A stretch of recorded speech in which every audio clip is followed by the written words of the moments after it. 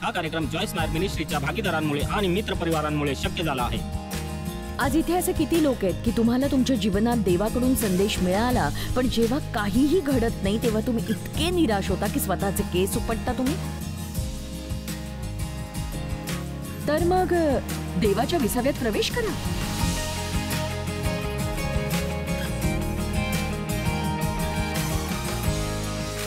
मी आज बोलणार आहे ती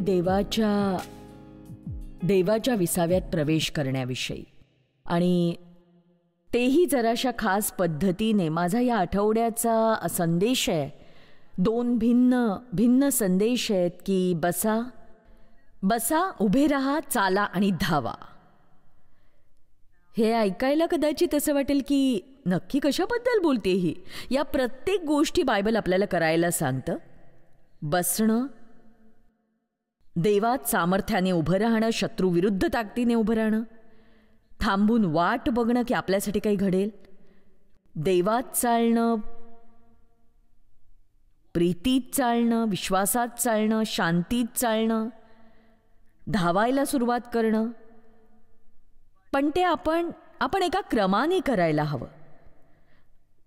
बघा, देवाने त्याच्या राज्यात एक क्रम ठरवलाय, आणि त्यामुळे तुम्ही सुरुवातीला धावायचा प्रयत्न केला। तुम्ही एक नवीन ख्रिस्ती मित्र आहात, तुम्ही तुमच्या शर्यतीत धावता, तुम्हाला देवाकडून दृष्टी मिळाली आहे, तुम्हाला ही मोठी गोष्ट करायची आहे, पण तुम्ही अजून शिकलाच नाही आहात की थांबायला हवं। तर मग तुम्ही निराश होऊ शकाल। आणि माझा खरंच विश्वास आहे की जर तुम्हाला देवाकडून मोठी दृष्टी मिळाली आहे आणि तुम्हाला माहीत नाही की देवात विसावा कसा घ्यायचा, देव हे घडवून आणत असताना, मग ते व्यर्थ होतं हो। मला वाटतं ताण घेणं, स्वतःच काहीतरी घडवू पाहणं आणि सगळं ओझं, सगळी काळजी स्वतःच्या खांद्यावर घेऊ पाहणं, आणि म्हणजे अगदी अनेक मुलं वाढवण्याचा प्रयत्न करणं, जर तुम्हाला देवात कसं राहायचं हे माहीत नाही।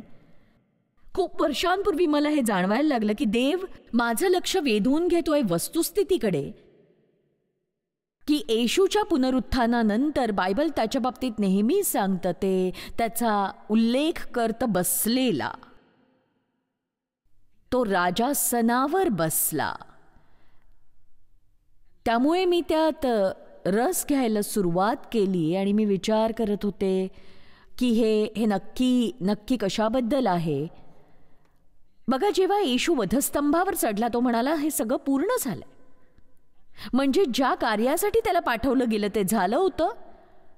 तो वर चढला आणि देवाच्या उजव्या बाजूला बसला, तिथे थांबला जोवर त्याचे वैरी त्याचं पादासन होत नाहीत तोवर। आता एक सांगू का, तुम्ही हे नीट समजून घ्या। माझा विश्वास आहे की जेव्हा वैरी तुमच्यावर चालून येतो तेव्हा देवात विसावा घ्यायला हवा, हे माहीत असणं तुम्ही करत असलेल्या आध्यात्मिक युद्धाचं सर्वोच्च स्वरूप आहे। आम्ही तर आता आपण काही अध्याय पाहणार आहोत आणि समजून घेऊया की तुम्ही एकच भाग आज ऐकणार आहात, पण मला विश्वास आहे की देव आज तुम्हाला हवं ते सगळं देईल आणि उरलेलं उद्या जे गरजेचं असेल। आणि हे पित्या वचनासाठी आभार। आम्ही प्रार्थना करतो ते अंतःकरणात उतरेल आणि विसरलं जाणार नाही, येशूच्या नावाने, आमेन। इफिस्करांस अध्याय 1 वचन 19 ते 22। आणि जे आपण विश्वास ठेवणारे त्या आपणाविषयीच्या त्याच्या सामर्थ्याचे अपार महत्व ते काय। किती जणांना वाटतं देव सामर्थ्यशाली आहे? ठीक आहे, आता पुढचं बघूया। हे तुम्ही त्याच्या बलशाली पराक्रमाच्या कृतीवरून ओळखून घ्यावे। त्याच्याकडचं जे सामर्थ्य आहे ते आपल्याविषयी आहे, जे विश्वास ठेवतात। आता तुम्ही यावरही विश्वास ठेवा की तुम्ही कमकुवत आहात आणि काही करू नका, पण मी ठरवलं की मी सामर्थ्यशाली आहे आणि मी ते करू शकेन। त्याने तीच कृती ख्रिस्ताच्या ठाई दाखवून त्याला मेलेल्यातून उठवले आणि सर्व सत्ता, अधिकार, सामर्थ्य, धनीपणा, सांप्रत आणि भावी युगातील कोणतेही नाव घ्या, त्या सर्वांहून त्याला उंच करून स्वर्गात आपल्या उजवीकडे बसवले. आता पुढे ते म्हणतं, सर्व सत्ता, अधिकार, सामर्थ्य, धनीपण, सांप्रत, भावी युगातील कोणतेही नाव घ्या त्या सर्वांहून उंच. तुम्हाला सांगते, हे आपल्यासाठी खरंच खूप महत्वाचं आहे. कारण तुम्हाला मिनिटभरात इफिस्करास अध्याय 2 मध्ये दाखवणार आहे. त्यात म्हटलंय की आपण त्याच्या सह बसलो आहोत. तर खरं तर मी आज 2 ठिकाणी आहे. एकीकडे मी इथे या पुलपीठावर फिरतीये, पण आध्यात्मिक दृष्ट्या मी स्वर्गलोकी ख्रिस्ताबरोबर बसलेले आहे. आणि बसले याचा अर्थ आहे तो म्हणजे मी देवाच्या विसाव्यात प्रवेश केलाय. मला नाही परवा तुम्ही माझ्या बाबतीत काय विचार करताय. मला नाही परवा तुम्हाला माझे संदेश आवडतील की नाही. मला याची पर्वा नाही यानंतर तुम्हाला माझे संदेश आवडतील की नाही. कारण मला खात्री आहे की देव माझ्या मुखातून बोलतोय. पण तुम्हाला सांगते, मला हे नव्हतं माहीत. मी सुरुवात केली तेव्हा नव्हतं माहीत की देवाची विश्रांती मी कुठल्या दृष्टिकोनातून मांडायला हवी. मला वाटायचं की मी सगळ्यांना आवडायला हवं. त्यामुळे मी उपदेश देताना जर कोणी उठला आणि निघून गेला तर मी जवळजवळ उद्ध्वस्त व्हायचे आहो. कारण माझी खात्री व्हायची की त्यांना मी आवडत नाहीये.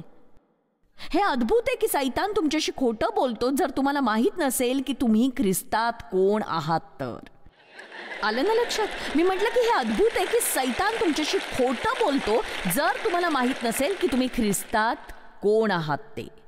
मला एक घटना आठवते. एक स्त्री माझ्याकडे आली आणि ती अगदी समोरच साधारण 2-3 रांगेत बसली होती, उजवीकडे शेवटी. आणि उपदेश चालू असताना बहुधा 10 मिनिटच झाली आणि ती उठली आणि निघून गेली. त्यावेळी मी शिकत होते की देवाच्या विसाव्यात कसं राहायचं. आणि मी धावू पाहत होते कारण मला माहीत नव्हतं की देवात विसावा कसा घ्यायचा. आणि त्यावेळी उर्वरित उपदेश देत असताना मला असं वाटलं की काय झालं, तिला आवडलं नाही का, ती उठून गेली, मी आवडले नाही का तिला. आणि बघा, लोक तुमच्याबद्दल काय विचार करतात याची काळजी करणं सोडून द्या आणि त्यांना तुम्ही आवडता की नाही याची. आणि मग दुसऱ्या दिवशी कोणीतरी मला सांगितलं, देवाने मला त्या दिवशी चांगलंच निराश केलं, पण दुसऱ्या दिवशी मला सांगितलं की एका स्त्रीने मला तुम्हाला सांगायला सांगितलं, ती काल इथे आली होती अगदी समोर, पण तिला कामानिमित्त जावं लागलं, पण तिला तुम्ही इतक्या आवडलात की फक्त तुमचं 10 मिनिटं ऐकण्यासाठी ती गाडी चालवत इथपर्यंत आली होती. आणि बघा, अशा गोष्टी सैतान घडवतो. म्हणजे असं की तो अशा गोष्टी सांगतो ज्या सर्वस्वी खोट्या असतात. पण जर आपल्याला माहीत नसेल की देवात विसावा कसा घ्यायचा, बघा, जर ती माझ्याबद्दल जो विचार करते तो माझ्यासाठी महत्वाचा असला तर मी देवात विश्रांत होऊ शकत नाही. कारण तिला काय वाटतं याचीच पर्वा वाटते मला, देवाला माझ्याकडून काय हवं यापेक्षा. म्हणून तुम्ही आज नीट लक्षात घ्यावं असं वाटतंय मला विश्वास आहे की असा एक क्रम आहे. जसं मी म्हणाले की माझा विश्वास आहे की देवात विसावा कसा घ्यायचा हे तुम्ही शिकायला हवं. बसायचं कसं उभं राहण्याआधी, चालू शकण्याआधी आणि नक्कीच पळायला लागण्याआधी. मी तुम्हाला एक उदाहरण देते, त्यामुळे तुम्हाला नीट समजेल. माईक, मला मदत करशील का? मी स्वतः हे करायचे, पण मला वाटतं आता मला जमणार नाही. मी म्हातारी झाले, बहुतेक माझ्याकडे कुणीतरी असायला हवं हे करायला. तर तू जरा झोपशील का? तर बघा, अशा प्रकारे बाळांची सुरुवात होते. आणि या प्रकारे आपण सगळे असतो. जेव्हा आपला ख्रिस्ताशी संबंध येतो, आपण असे असतो की मी केलंय सगळं. आमेन. आणि कदाचित आज इथे असं कोणी असेल ज्याला वाटेल की हो, माझं झालेलं आहे, आज जे उत्तर मला हवंय ते मिळालेलं आहे. तर आता फक्त असं म्हणू की मी ख्रिस्ती बाळ आहे. मी नुकतीच राज्यामध्ये आले आणि मी अजूनही पडू नये. आणि आता असं म्हणूया की कोणीतरी बाजूला आलं आणि म्हणालं की उभा राहा.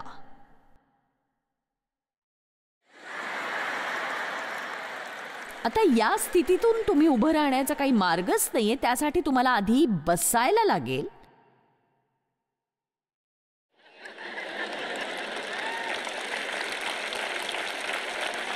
आता बघा, हे दर्शवतं की मी मी तारले गेले, मी देवाच्या विसाव्यात आहे. पण अर्थातच हे अवस्थांतर आपण इतक्या वेगाने करत नाही. त्यासाठी किमान 20 वर्ष तरी आपली अवस्था दयनीय होते.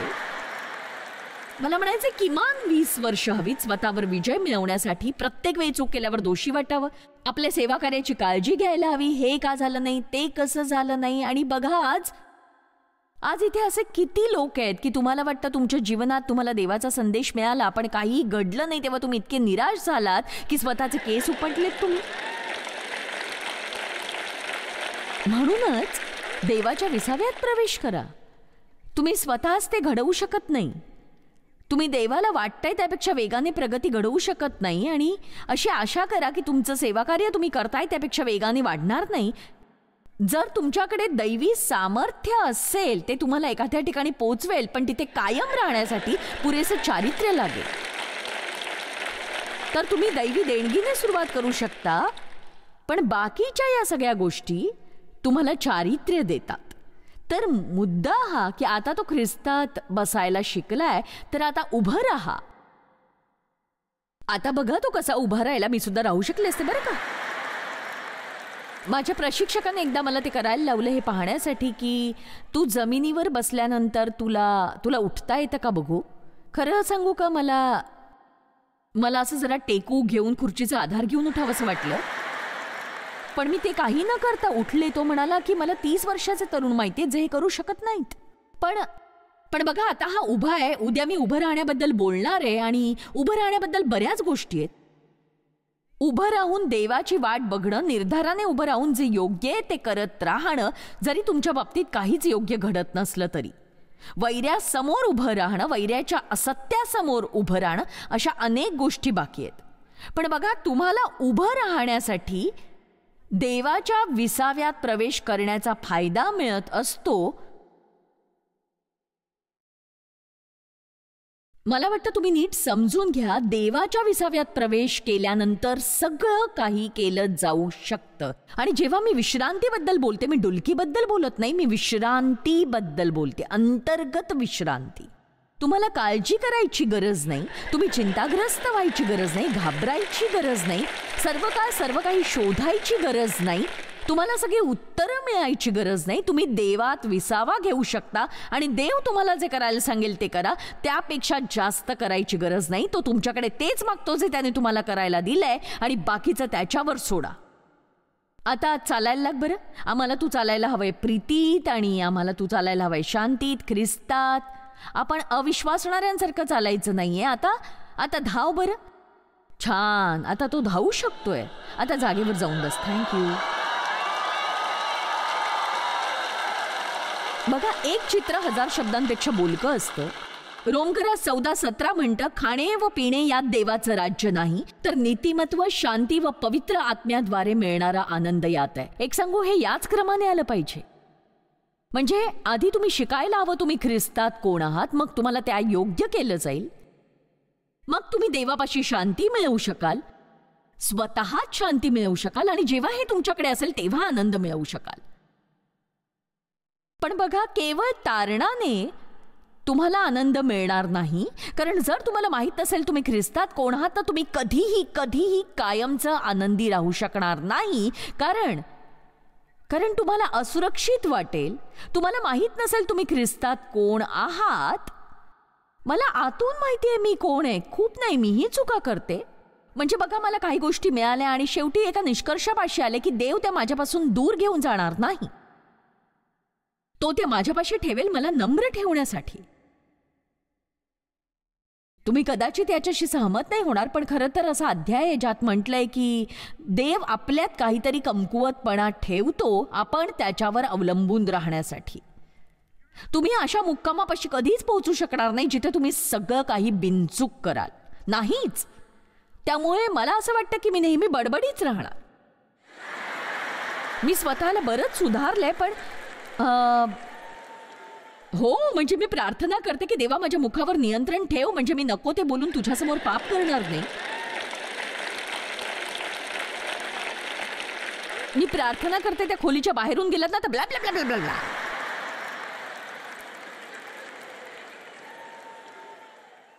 तुम्ही ख्रिस्तात कोण आहात हे ओळखणं हे इतर गोंडस धार्मिक विधानांपेक्षा नक्कीच चांगलं आहे. म्हणजे ती किल्ली आहे, ती किल्ली आहे. येशू म्हणाला सगळं झालेलं आहे. आणि एक सांगू का, ख्रिस्तीत्व हे करण्यापासून चालू होत नाही तर होण्यापासून चालू होत. आमीन.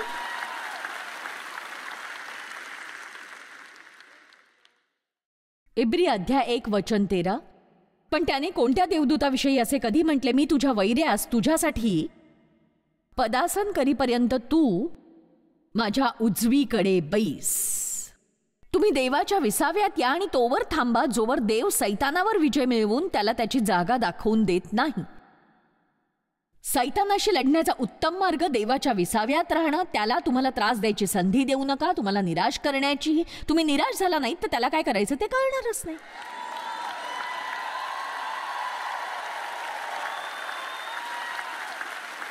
मी तुम्हाला सांगू का त्याला काय आवडत नाही ते? त्याला आवडत नाही जेव्हा तो तुम्हाला गंभीर अडचणीत टाकतो आणि तरीही तुम्ही जीवनाचा आनंद लुटता, देव तुमच्या अडचणी सोडवत असताना. ऐकलत ना मी काय म्हटलं? तुम्ही अडचणीत असला तरीही जीवनाचा आनंद घ्या. का ते सांगू का? देव तुम्हाला अडचण सोडवायला सांगत नाही, तो त्याच्यावर विश्वास ठेवायला सांगतो जेव्हा तो तुमची अडचण सोडवत असतो. आणि बघा, हे महत्वाचं आहे की इथे जमलेल्या सगळ्या लोकांनी आज हे ऐकावं असं मला वाटतं. कारण यातून जात असताना, म्हणजे जेव्हा तुम्ही अडचणीत असता तेव्हा तुम्ही मजा आणि आनंद नाही लुटू शकत. मी देवावर इतकं वैतागायचं कारण सुरुवातीच्या काळात आमच्याकडे पैसे नव्हते आणि पैशांपेक्षा देणं जास्त असायचं. देवाचे आज्ञाधारक होण्यासाठी मी पूर्ण वेळ नोकरी सोडली होती या जागतिक भव्य सेवा कार्याची तयारी करण्यासाठी, जे मी सुरू करणार होते. आणि मी अजूनही दिवाणखान्यात 25 लोकांना उपदेश देत होते. त्यामुळे मी आमच्या देण्यांची यादी आणि कॅल्क्युलेटर घेऊन बसायचे आणि आकडे मांडायचे, हिशोब करायचे मी.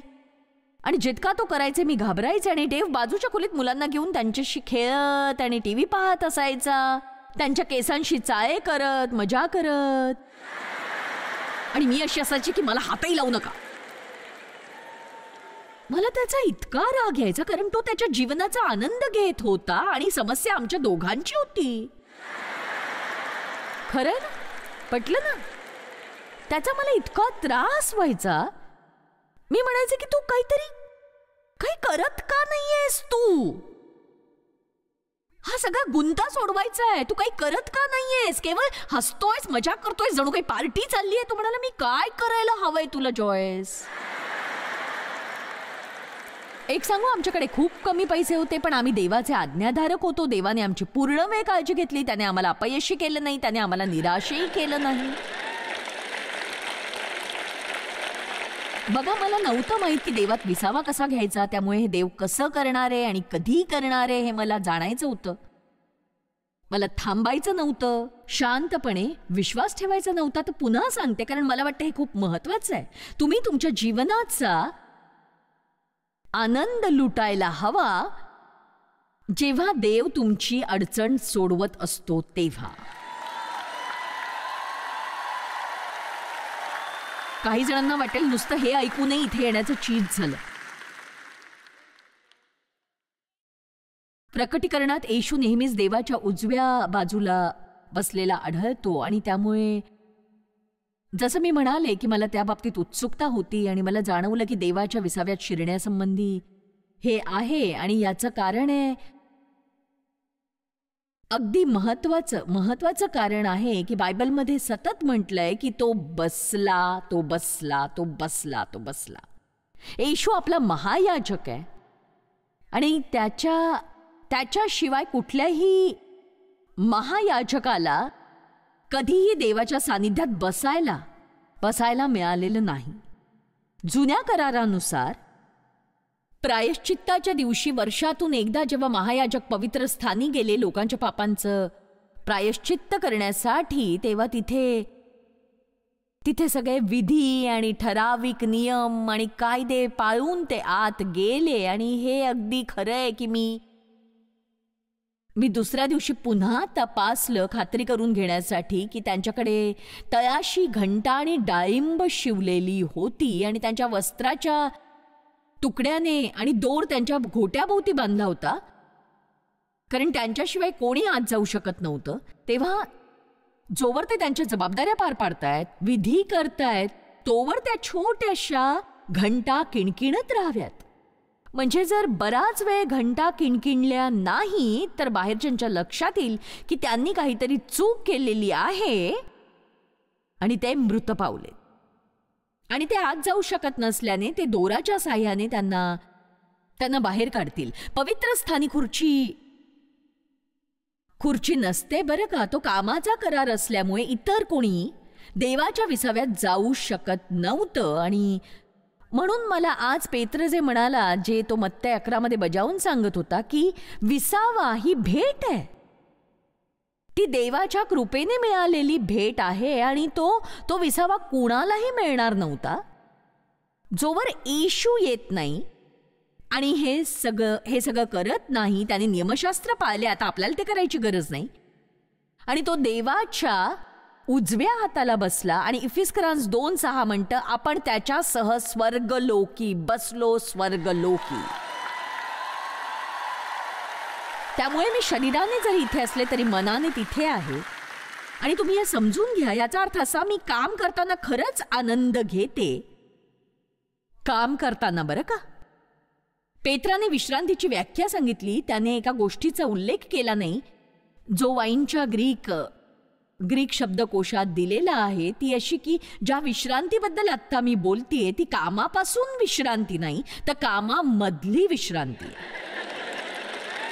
आता बघा, आपल्यालाही एक दिवस असा लागतो ज्या दिवशी आपण काम करणार नाही. अर्थात याची आणखी एक बाजू पाहायची तर हल्ली सगळ्यांनाच विश्रांती मिळत नाही जेवढी आपल्या शरीराला गरज असते. आपण याबद्दल थोडंसं बोलणार आहोत. पण ही आपली काम करत असतानाची विश्रांती आहे. तर हे माझं काम आहे, मी काम करतेय. मला नक्की माहीत नाही, पण जर ते खरं आहे, तुम्ही जे वाचता ते 100% तुम्हाला समजत असं नाही, पण मी वाचते, जेव्हा उपदेशक उपदेश करतो, तासभर आणि पूर्ण सेवा देतो, तेव्हा ती 8 तासाच्या कठोर मेहनती इतकीच असते. तेव्हा जेव्हा जोएल रविवारी 3 वेळा उपदेश करतो, तो 24 तासांनी इतकं काम करतो. आमेन. बघा, हे नुसतं भाषण नाहीये. लोक मला म्हणतात की आम्हाला तुमचं भाषण खूप आवडतं.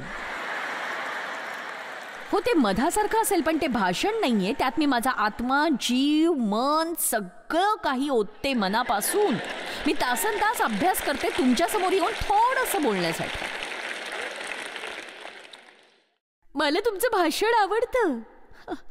आता मी जाईन तेव्हा माझ्याकडे जे होतं ते सगळं तुमच्याकडे असेल. यानंतर मला पुढची पायरी करायला लागेल उद्या सकाळसाठी, कारण देवाने ते मला आधी दिलं नाही तर मी तुम्हाला काही देऊ शकणार नाही.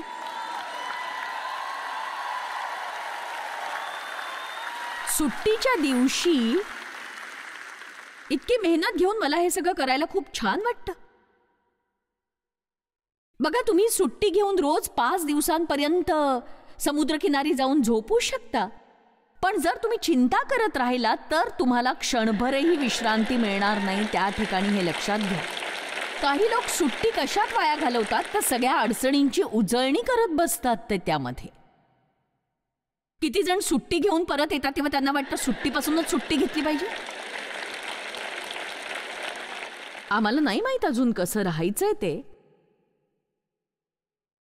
आम्ही कंटाळा करण्याची कलाच विसरून गेलोय आहो. जर तुम्हाला दवाखान्यात 5 मिनिटं वेळ मिळाला, लगेच फोन येतो आणि आपण कुणाला तरी कॉल करतो, मेसेज पाठवतो, फेसबुक स्टेटस पाहतो किंवा असंच काहीतरी. बघा, मला नाही माहित की आमचे किती फेसबुक फ्रेंड्स आहेत, मला नाही माहित. पण काही जण विचारतात की फेसबुक फ्रेंड्स, फेसबुकवर पण? तुमच्या आयुष्यात 5 खरे मित्र असणं जास्त चांगलं नाहीये का?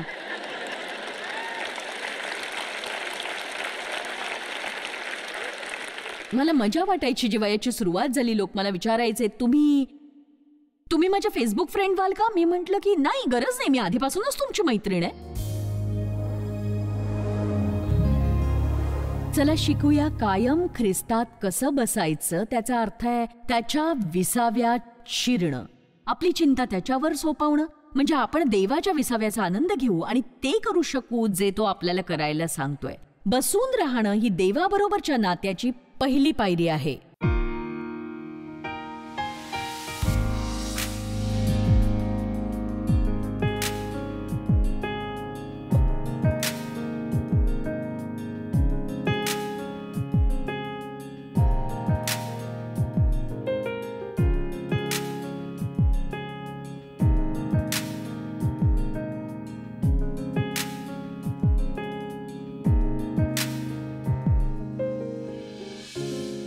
हा कार्यक्रम जॉयस मायर मिनिस्ट्रीच्या भागीदारांमुळे आणि मित्रपरिवारांमुळे शक्य झाला आहे.